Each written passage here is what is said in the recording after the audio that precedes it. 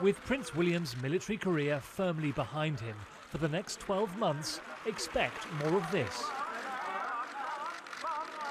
But this is not the Duke undertaking full-time royal duties. This is William channeling his energy into his charities. And at last night's Tusk Trust Awards, a new father indulging his passion for conservation.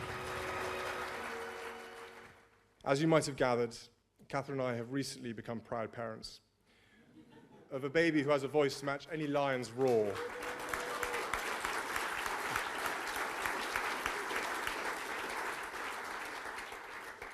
This is actually our first evening out without him, so please excuse us if you see us nervously casting cheeky glances at our mobile phones to check all is well back home. No pressure, Will, but every single star person in the world will probably be watching this when it goes out. Yeah, thanks, Ed. I realise that. The Duke's deployment in Anglesey as a search and rescue pilot was always going to come to an end. Many, though, expected the future king to continue in the military in some form. There's constant call on his time, and trying to balance that with armed forces duties when the armed forces are under so much pressure at the moment. I think Prince William probably didn't want to put extra pressure on others who had to pick up when he was away.